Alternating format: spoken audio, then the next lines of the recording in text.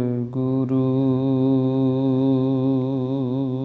ਸਾਹਿਬ ਜੀ।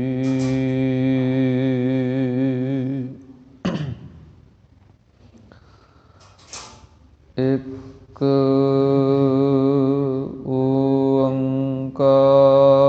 ਓੰਕਾਰ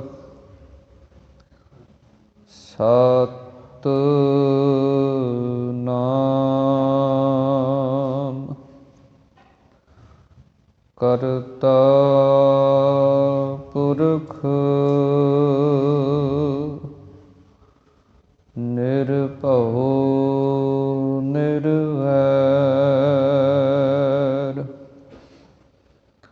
ਅਕਾਲ ਮੂਰਤ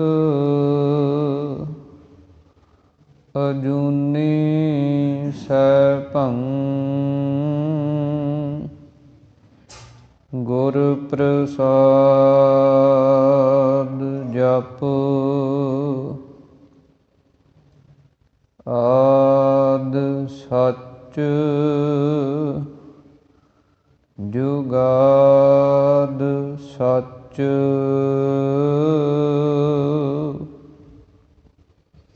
ਹੈ ਭੀ ਸੱਚ ਨਾਨਕ ਹੋਸੀ ਭੀ ਸੱਚ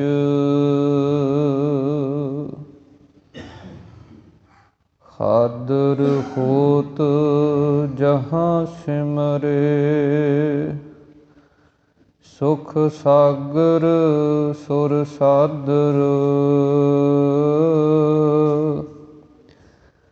ਸੁਖ ਸਾਗਰ ਜਾਹਿ ਪਿਖੇ ਸੁਰ ਸਾਦਰ ਸਾਧ ਰਚੇ ਇਕ ਆਤਮ ਗਿਆਨ ਵੱਡੀ ਵਿਸ਼ਿਆ ਤਪ ਕੋ ਬੜ ਬਾਦਰ ਬਾਦ ਰਹੇ ਸਿੱਖ ਹੈ ਨਰ ਜੋ ਜਿਨ ਜਾਣਿਓ ਨਹੀਂ ਜੋ ਇਹੀ ਜਗ ਕਾਦਰ ਕਾ ਦਰ ਹੈ ਜਮ ਕੋ ਤਿਨ ਭੀਤਰ ਅੰਤ ਭਜੇ ਗੁਰੂ ਤੇਗ ਬਹਾਦਰ ਗਗਨ ਦਮਾਮਾ ਬਾਜਿਓ ਪਰਿਓ ਨਿਸ਼ਾਨੈ ਘਾਉ ਖੇਤ ਜੋ ਮਾਂਡਿਓ ਸੂਰਮਾ ਅਬ ਜੂਝਨ ਕੋ ਦਾਉ ਸੂਰਾ ਸੋ ਪਹਿਚਾਨੀਐ ਜੋ ਲਰੈ ਦੀਨ ਕੇ ਹੇਤ ਪੁਰਜਾ ਪੁਰਜਾ ਕਟ ਮਰੈ ਕਬਹੂ ਨਾ ਛਾਡੈ ਖੇਤ ਕਹਾਂ ਬੁੱਧ ਪ੍ਰਭ ਤੁਛ ਹਮਾਰੀ ਬਰਨ ਸਕੈ ਮਹਿਮਾ ਜੋ ਤਿਹਾਰੀ ਹਮ ਨਾ ਸਕਤ ਕਰ ਸਿਫਤ ਤੁਮਾਰੀ ਆਪ ਲਿਹੋ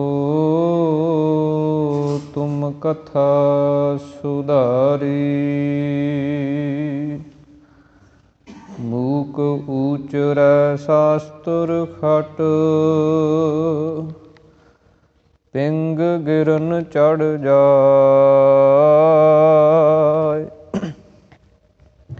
ਅੰਧ ਲਖੈ ਬਦਰੋ ਸੁਣੈ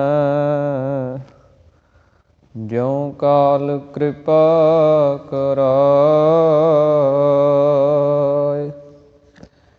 ਸੱਜਣ ਸੱਚਾ ਬਾਤ ਸਾਹੁ ਸਿਰ ਸਾਹਾਂਦੈ ਸਾਹੁ।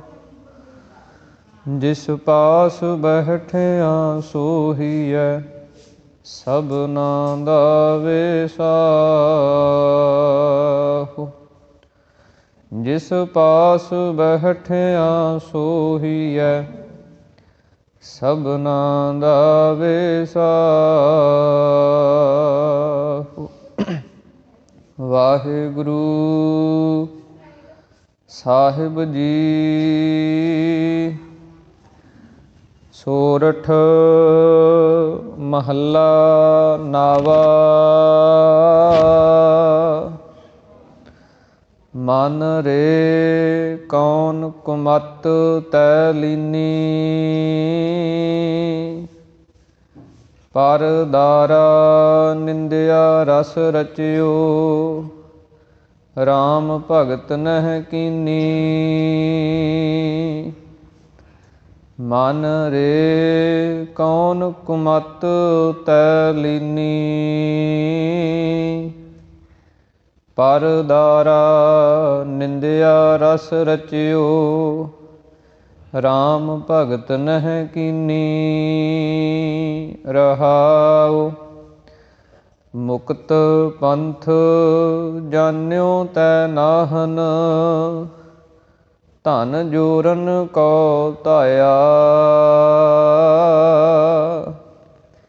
ਅੰਤ ਸੰਗ ਕਾਹੂ ਨਹੀਂ ਦੀਨਾ। ਬਿਰਥਾ ਆਪ ਬੰਧਾਇਆ। ਨਾ ਹਰਿ ਭਜਿਓ ਨਾ ਗੁਰ ਜਨ ਸੇਵਿਓ। ਨਹਿ ਉਪਜਿਓ ਕਛ ਗਿਆਨਾ। ਘਟ ਹੀ ਮਾਹੇ ਨਿਰੰਜਨ ਤੇਰੈ। ਤੈ ਖੋਜਤ ਉਦਯਾਨਾ। ਬਹੁਤ ਜਨਮ ਭਰਮਤ ਤੈ ਹਾਰਿਓ। ਅਸਥਿਰ ਮਤ ਨਹੀਂ ਪਾਈ। ਮਾਨਸ ਦੇਹ ਪਾਏ ਪਦ ਹਰਿ ਭਜ। ਨਾਨਕ ਬਾਤ ਬਤਾਈ। ਬਹੁਤ ਜਨਮ ਭਰਮਤ ਤੈ ਹਾਰਿਓ। ਅਸਥਿਰ ਮਤ ਨਹੀਂ ਪਾਈ। ਮਾਨਸ ਦੇਹ ਪਾਏ ਪਦ ਹਰਿ ਭਜ। ਨਾਨਕ ਬਾਤ ਬਤਾਈ। ਸੋਰਠ ਮਹੱਲਾ ਨਾਵਾ। ਮਨ ਰੇ ਕੌਣ ਕੁਮਤਿ ਤੈ ਲੀਨੀ। ਵਾਹਿਗੁਰੂ ਜੀ ਕਾ ਖਾਲਸਾ ਵਾਹਿਗੁਰੂ ਜੀ ਕੀ ਫਤਿਹ। ਸਤਿਗੁਰਾਂ ਦੀ ਸਾਜੀ ਨਵਾਜੀ ਹੋਈ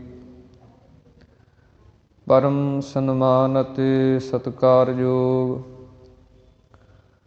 ਗੁਰੂ ਰੂਪ ਗੁਰੂ ਸਰੂਪ ਖਾਲਸਾ ਸਾਧ ਸੰਗਤ ਜੀਓ। ਅੰਤਰਜਾਮੀ ਗਰੀਬ ਨਵਾਜ ਅਕਾਲ ਪੁਰਖ ਪਰਮੇਸ਼ਰ ਵਾਹਿਗੁਰੂ ਜੀ ਦੀ ਅਤਿਅੰਤ ਕਿਰਪਾਲਤਾ ਰਹਿਮਤ ਬਖਸ਼ਿਸ਼ ਦਾ ਸਦਕਾ ਆਪਾਂ ਸਰਬੱਤਰ ਗੁਰਸਿੱਖ ਮਾਈ ਭਾਈ ਦਸਾਂ ਪਾਤਸ਼ਾਹੀਆਂ ਦੀ ਆਤਮਿਕ ਜੋਤ ਚਵਰ ਛਤਰ ਤਖਤ ਦੇ ਮਾਲਕ ਜੁਗੋ ਜੁਗ ਅਟਲ ਗੁਰਬਾਣੀ ਸਰੂਪ ਸਤਿਗੁਰੂ ਧੰਨ ਧੰਨ ਸਤਿਗੁਰੂ ਸ੍ਰੀ ਗੁਰੂ ਗ੍ਰੰਥ ਸਾਹਿਬ ਮਹਾਰਾਜ ਸੱਚੇ ਪਾਤਸ਼ਾਹ ਜੀ, ਜਿਨ੍ਹਾਂ ਦੀ ਪਾਵਨ ਪਵਿੱਤਰ ਹਜ਼ੂਰੀ ਦੇ ਅੰਦਰ ਸੁਭਾਏਮਾਨ ਹੋ ਕੇ ਅੰਮ੍ਰਿਤ ਵੇਲੇ ਦੇ ਦੀਵਾਨਾਂ ਦੀਆਂ ਹਾਜ਼ਰੀਆਂ ਭਰ ਕੇ ਲਾਹੇ ਪ੍ਰਾਪਤ ਕਰ ਰਹੇ ਹਾਂ। ਜਿਸ ਪ੍ਰਕਾਰ ਸਤਿਗੁਰਾਂ ਦੀ ਮਹਾਨ ਕਿਰਪਾ ਹੋਈ ਹੈ, ਅੰਮ੍ਰਿਤ ਵੇਲੇ ਸਤਿਗੁਰਾਂ ਦੇ ਪਾਵਨ ਪ੍ਰਕਾਸ਼ ਦੀ ਸੇਵਾ। ਉਸ ਤੋਂ ਉਪਰੰਤ ਨਿਤਨੇਮ ਦੀਆਂ ਬਾਣੀਆਂ ਦੇ ਜਾਪ ਪੜ੍ਹੇ ਸੁਣੇ ਗਏ ਹਨ। ਜਿਸ ਤੋਂ ਉਪਰੰਤ ਸਤਿਗੁਰਾਂ ਦੀ ਪਾਵਨ ਗੁਰਬਾਣੀ ਦੀ ਚੱਲ ਰਹੀ ਲੜੀਵਾਰ ਕਥਾ, ਉਸ ਦੇ ਵਿੱਚੋਂ ਆਪਾਂ ਸ਼ਬਦ ਨੂੰ ਸਰਵਣ ਕੀਤਾ ਹੈ। ਸਤਿਗੁਰੂ ਸ੍ਰੀ ਗੁਰੂ ਤੇਗ ਬਹਾਦਰ ਮਹਾਰਾਜ ਸੱਚੇ ਪਾਤਸ਼ਾਹ ਜੀ, ਜਿਨ੍ਹਾਂ ਦੇ ਸੋਰਠ ਰਾਗ ਦੇ ਅੰਦਰ ਉਚਾਰਨ ਕੀਤੇ ਹੋਏ ਸ਼ਬਦਾਂ ਦੇ ਅੰਦਰ ਕਥਾ ਚੱਲ ਰਹੀ ਹੈ। 2 ਸ਼ਬਦ ਕੱਲ੍ਹ ਸੰਪੂਰਨ ਹੋਏ ਹਨ। ਅੱਗੇ ਤੀਸਰੇ ਸ਼ਬਦ ਦਾ ਪਾਠ ਆਪਾਂ ਸਰਵਣ ਕੀਤਾ ਹੈ। ਉਹਦੇ ਨਾਲ ਅੱਜ ਅਮਰ ਸ਼ਹੀਦ ਧੰਨ ਧੰਨ ਬਾਬਾ ਦੀਪ ਸਿੰਘ ਸਾਹਿਬ ਜੀ, ਜਿਨ੍ਹਾਂ ਦੇ ਜਨਮ ਦਿਨ ਨੂੰ ਮੁੱਖ ਰੱਖਦਿਆਂ ਹੋਇਆਂ ਮਹਾਨ ਗੁਰਮਤਿ ਸਮਾਗਮ ਇਸੇ ਪ੍ਰਕਾਰ ਧੰਨ ਸ਼੍ਰੀ ਗੁਰੂ ਗੋਬਿੰਦ ਸਿੰਘ ਮਹਾਰਾਜ ਸੱਚੇ ਪਾਤਸ਼ਾਹ ਜੀ, ਉਹਨਾਂ ਦੇ ਆਗਮਨ ਪੁਰਬ ਨੂੰ ਸਮਰਪਿਤ ਅਤੇ ਸੰਤਾਂ ਮਹਾਂਪੁਰਸ਼ਾਂ ਨੂੰ ਯਾਦ ਕਰਦਿਆਂ ਹੋਇਆਂ ਸਮਾਗਮ ਪ੍ਰਾਰੰਭ ਹੋ ਰਹੇ ਹਨ। ਸੋ ਅਮਰ ਸ਼ਹੀਦ ਬਾਬਾ ਦੀਪ ਸਿੰਘ ਸਾਹਿਬ ਜੀ, ਆਪ ਜੀ ਦਾ ਜਨਮ 1682 ਈਸਵੀ 1739 ਬਿਕਰਮੀ ਨੂੰ ਪਹੂਵਿੰਡ ਪਿੰਡ ਦੇ ਅੰਦਰ, ਜੋ ਮਾਝੇ ਦੇ ਅੰਦਰ ਹੈ, ਮਾਤਾ ਜੀਵਨ ਕੌਰ ਜੀ, ਜੋ ਪਹਿਲਾਂ ਨਾਮ ਜਿਉਣੀ ਜੀ ਕਰਕੇ, ਅਤੇ ਪਿਤਾ ਭਗਤੂ ਜੀ, ਜੋ ਬਾਅਦ ਦੇ ਵਿੱਚ ਭਗਤ ਸਿੰਘ ਜੀ ਬਣੇ, ਸਤਿਕਾਰਯੋਗ ਮਾਤਾ ਪਿਤਾ ਜੀ ਦੇ ਗ੍ਰਹਿ ਵਿਖੇ ਬਾਬਾ ਜੀ ਦਾ ਜਨਮ ਹੋਇਆ। ਜਨਮ ਵੀ ਇੱਕ ਸਾਧੂ ਮਹਾਤਮਾ ਬੰਦਗੀ ਕਰਨ ਵਾਲੇ ਮਹਾਂਪੁਰਸ਼ ਦੀ ਕਿਰਪਾ ਦੁਆਰਾ ਹੋਇਆ। ਧੰਨ ਧੰਨ ਬਾਬਾ ਦੀਪ ਸਿੰਘ ਸਾਹਿਬ ਜੀ ਦੇ ਪਿਤਾ ਜੀ ਖੇਤਾਂ ਦੇ ਵਿੱਚ ਜ਼ਿਮੀਂਦਾਰੇ ਦਾ ਕੰਮ ਕਰਦੇ ਸਨ। ਕੋਈ ਸਾਧੂ ਮਹਾਤਮਾ ਲੰਘਦੇ ਹੋਏ ਖੇਤ ਦੇ ਵਿੱਚ ਦੀ ਆਏ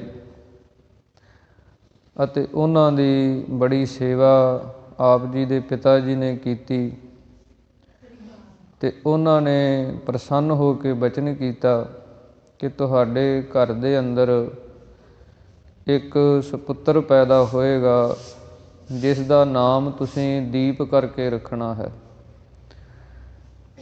ਫਿਰ ਸਮਾਂ ਜਿਵੇਂ ਜਿਵੇਂ ਚੱਲਦਾ ਗਿਆ, ਬਚਪਨ ਦੇ ਅੰਦਰ ਹੀ ਫਿਰ ਥੋੜ੍ਹੇ ਸਮੇਂ ਬਾਅਦ ਅਨੰਦਪੁਰ ਸਾਹਿਬ ਦੀ ਧਰਤੀ 'ਤੇ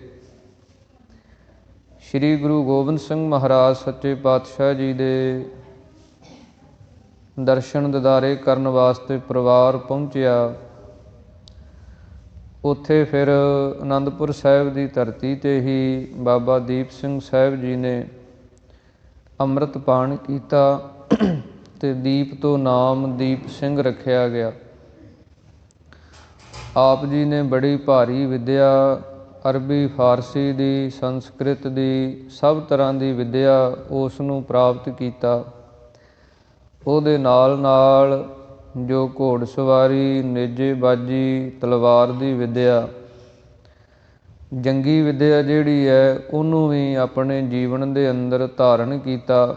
ਬੜੀ ਕਠਿਨ ਘਾਲਣਾ ਜਿਹੜੀ ਉਸ ਨੂੰ ਘਾਲਿਆ। ਅਤੇ ਬਾਬਾ ਦੀਪ ਸਿੰਘ ਸਾਹਿਬ ਜੀ ਜਿਸ ਸਮੇਂ ਆਪਣੇ ਨਗਰ ਦੇ ਵਿੱਚ ਸਨ, ਅਤੇ ਜਦੋਂ ਸ਼੍ਰੀ ਗੁਰੂ ਗੋਬਿੰਦ ਸਿੰਘ ਮਹਾਰਾਜ ਜੀ ਦਮਦਮਾ ਸਾਹਿਬ ਦੀ ਧਰਤੀ 'ਤੇ ਪਹੁੰਚੇ ਸਨ, ਇੱਥੇ ਫਿਰ ਸਤਿਗੁਰਾਂ ਨੇ ਚਿੱਠੀ ਲਿਖ ਕੇ ਬਾਬਾ ਜੀ ਨੂੰ ਸੱਦਿਆ, ਅਤੇ ਦਮਦਮਾ ਸਾਹਿਬ ਦੀ ਧਰਤੀ 'ਤੇ ਜਦੋਂ ਸ਼੍ਰੀ ਗੁਰੂ ਗੋਬਿੰਦ ਸਿੰਘ ਮਹਾਰਾਜ ਜੀ ਨੇ ਕੰਠੋਂ ਬਾਣੀ ਉਚਾਰਨ ਕਰਕੇ ਲਿਖਵਾਈ, ਉਸ ਸਮੇਂ ਮੁੱਖ ਲਿਖਾਰੀ ਭਾਈ ਮਣੀ ਸਿੰਘ ਸਾਹਿਬ ਜੀ ਸਨ, ਅਤੇ ਜਿਹੜੇ ਸਹਾਇਕ ਲਿਖਾਰੀ ਸਨ ਜੋ ਕਲਮਾਂ ਘੜ ਕੇ ਲਿਆਉਂਦੇ, ਸ਼ਾਹੀ ਦਾ ਪ੍ਰਬੰਧ ਕਰਦੇ, ਕਾਗਜ਼ ਦਾ ਪ੍ਰਬੰਧ ਕਰਦੇ, ਉਹ ਜਿਹੜੀ ਡਿਊਟੀ ਸੀ ਉਹ ਸੇਵਾ ਬਾਬਾ ਦੀਪ ਸਿੰਘ ਸਾਹਿਬ ਜੀ ਦੀ ਸੀ ਜੋ ਸਹਾਇਕ ਲਿਖਾਰੀ ਸਨ। ਇਸ ਪ੍ਰਕਾਰ ਦਮਦਮਾ ਸਾਹਿਬ ਦੀ ਧਰਤੀ 'ਤੇ ਫਿਰ ਬਾਬਾ ਜੀ ਨੇ ਸਰੂਪ ਜਿਹੜੇ ਹਨ ਉਹਨਾਂ ਦੇ ਉਤਾਰੇ ਕੀਤੇ। ਦਮਦਮਾ ਸਾਹਿਬ ਦੀ ਧਰਤੀ 'ਤੇ ਬਾਬਾ ਦੀਪ ਸਿੰਘ ਸਾਹਿਬ ਜੀ ਦਾ ਭੋਰਾ ਸਾਹਿਬ ਹੈ। ਜਦੋਂ ਆਪਾਂ ਦਰਸ਼ਨ ਕਰਨ ਜਾਂਦੇ ਹਾਂ, ਤਖਤ ਸਾਹਿਬ ਦੇ ਇੱਕ ਬੰਨੇ ਉੱਚਾ ਬੁਰਜ ਹੈ, ਉਹਦੇ ਨਾਲ ਹੀ ਅੱਗੇ ਭੋਰਾ ਸਾਹਿਬ ਹੈ, ਜਿੱਥੇ ਬਾਬਾ ਦੀਪ ਸਿੰਘ ਜੀ ਨੇ ਮਹਾਨ ਤਪੱਸਿਆ ਕੀਤੀ।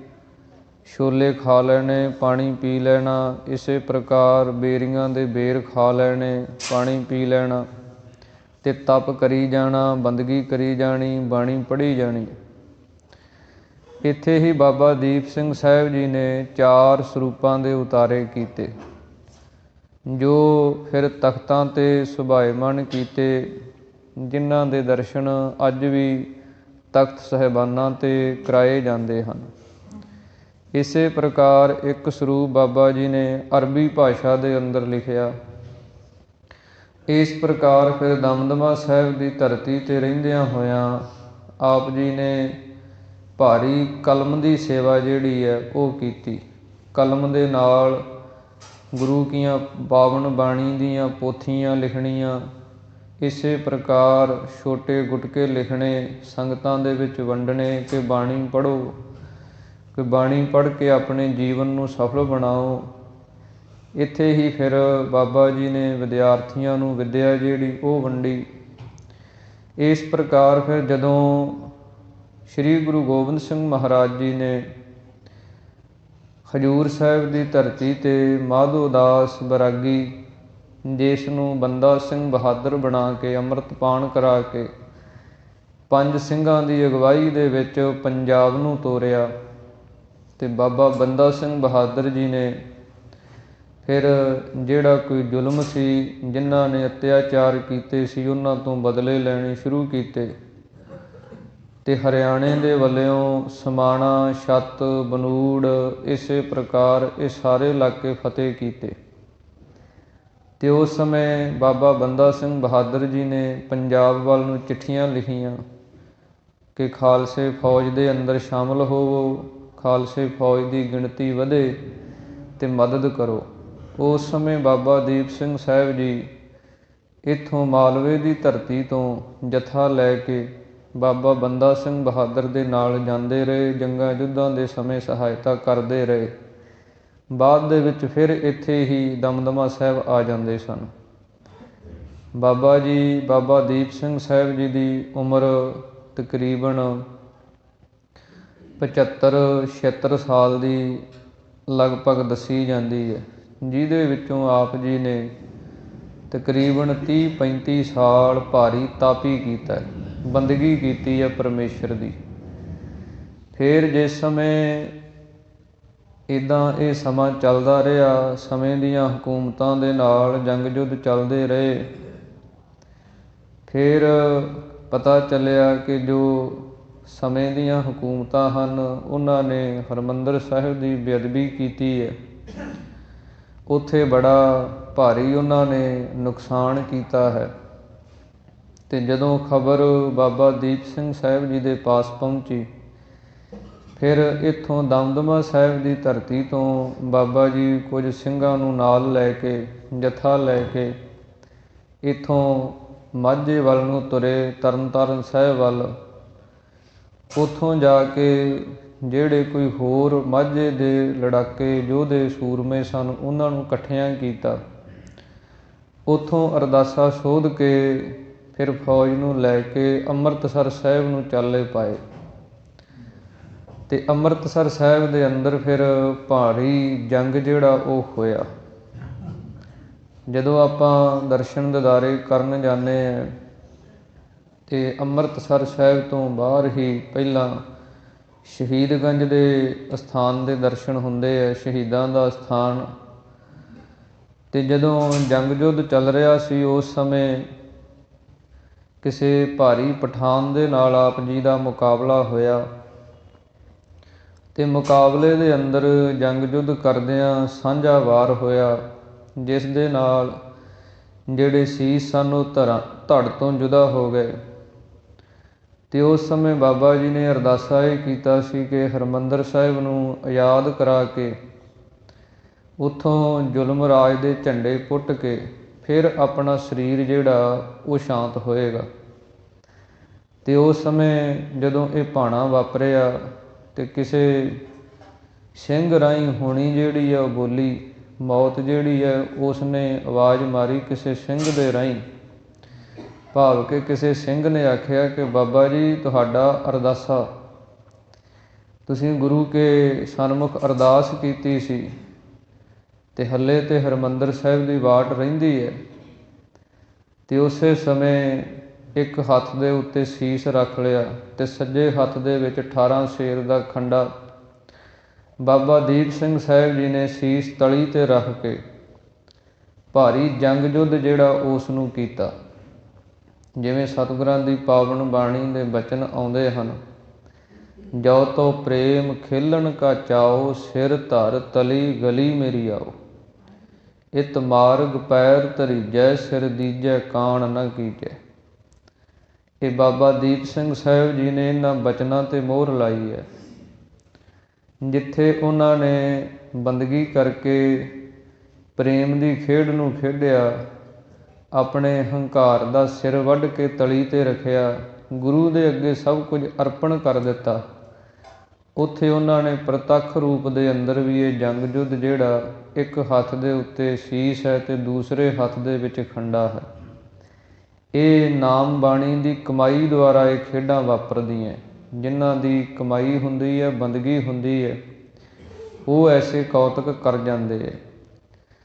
ਜਿਵੇਂ ਇੱਕ ਰਾਜੇ ਦਾ ਪ੍ਰਸੰਗ ਆਉਂਦਾ ਹੈ ਦਸਮ ਬਾਣੀ ਦੇ ਅੰਦਰ, ਰਾਜਾ ਖੜਗ ਸਿੰਘ, ਉਹਦਾ ਵੀ ਜੰਗ ਯੁੱਧ ਲਿਖਿਆ ਧੰਨ ਸ਼੍ਰੀ ਗੁਰੂ ਗੋਬਿੰਦ ਸਿੰਘ ਮਹਾਰਾਜ ਜੀ ਨੇ, ਜਿਸ ਨੇ ਭਗਵਾਨ ਕ੍ਰਿਸ਼ਨ ਜੀ ਦੇ ਨਾਲ ਜੰਗ ਕੀਤਾ।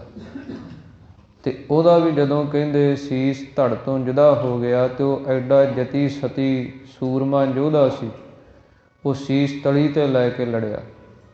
ਇਸੇ ਪ੍ਰਕਾਰ ਹੋਰ ਬੇਅੰਤ ਮਿਸਾਲਾਂ ਮਿਲਦੀਆਂ ਹਨ। ਸੋ ਐਸੇ ਅਮਰ ਸ਼ਹੀਦ ਬਾਬਾ ਦੀਪ ਸਿੰਘ ਸਾਹਿਬ ਜੀ, ਜਿਨ੍ਹਾਂ ਦਾ ਪਾਵਨ ਆਗਮਨ ਜਨਮ ਦਿਹਾੜਾ, ਜਿੱਥੇ ਜਿੱਥੇ ਵੀ ਗੁਰੂ ਕੇ ਸਿੰਘ, ਗੁਰੂ ਕੇ ਨਾਨਕ ਨਾਮ ਲੇਵਾ ਸਿੱਖ ਬੈਠੇ ਹਨ, ਉੱਥੇ ਸ਼ਹੀਦਾਂ ਨੂੰ ਯਾਦ ਕਰ ਰਹੇ ਹਨ।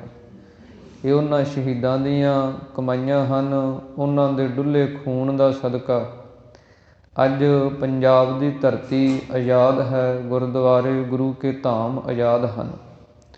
ਸੋ ਐਸੇ ਅਮਰ ਸ਼ਹੀਦ ਬਾਬਾ ਦੀਪ ਸਿੰਘ ਸਾਹਿਬ ਜੀ, ਜਿਨ੍ਹਾਂ ਦਾ ਇਹ ਸੰਖੇਪ ਰੂਪ ਦੇ ਅੰਦਰ ਆਪਾਂ ਜੀਵਨ ਜਿਹੜਾ ਉਹ ਸਾਂਝਿਆਂ ਕੀਤਾ ਹੈ।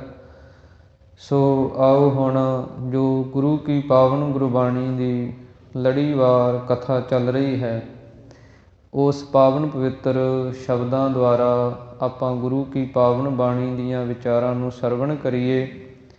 ਸਾਰੀ ਸੰਗਤ ਇੱਕ ਵਾਰੀ ਪ੍ਰੇਮ ਦੇ ਨਾਲ ਉਚਾਰਨ ਕਰੋ ਜੀ। ਸਤਿਨਾਮ ਸ੍ਰੀ ਵਾਹਿਗੁਰੂ ਸਾਹਿਬ ਜੀ। ਵਾਹਿਗੁਰੂ ਸਾਹਿਬ ਜੀ। ਸੋਰਠ ਮਹੱਲਾ ਨਾਵਾ। ਮਨ ਰੇ ਕੌਣ ਕੁਮਤ ਤੈ ਲੀਨੀ। ਸੋਰਠ ਰਾਗ ਦੇ ਅੰਦਰ 9ਵੇਂ ਪਾਤਸ਼ਾਹ ਧੰਨ ਸ਼੍ਰੀ ਗੁਰੂ ਤੇਗ ਬਹਾਦਰ ਮਹਾਰਾਜ ਬਚਨ ਉਚਾਰਨ ਕਰਦੇ ਹਨ। ਇਸ ਪਾਵਨ ਪਵਿੱਤਰ ਸ਼ਬਦ ਦੇ ਅੰਦਰ ਸਤਿਗੁਰੂ ਜੀ ਸਿੱਖਿਆ ਬਖਸ਼ਿਸ਼ ਕਰ ਰਹੇ ਹਨ ਮਨ ਦੇ ਤਾਈਂ। ਸਤਿਗੁਰੂ ਜੀ ਕਹਿੰਦੇ, ਹੇ ਮਨਾ ਕੌਣ ਕੁਮਤ ਤੈ ਲੀਨੀ। ਜਿਹੜੀ ਕੁਮਤੀ ਹੈ, ਖੋਟੀ ਮੱਤ ਹੈ, ਮਾੜੀ ਤੇ ਭੈੜੀ ਮੱਤ ਹੈ, ਉਹ ਤੂੰ ਕਿੱਥੋਂ ਪ੍ਰਾਪਤ ਕਰ ਲਈ ਹੈ। ਕਿਉਂਕਿ ਮਨ ਜਿਹੜਾ ਸਾਡਾ, ਇਹਦੇ ਅੰਦਰ ਖੋਟੀ ਮੱਤ ਜਿਹੜੀ ਹੈ, ਮਾੜੀ ਮੱਤ ਜਿਹੜੀ ਹੈ, ਉਹਦਾ ਅਸਰ ਛੇਤੀ ਪੈ ਜਾਂਦਾ।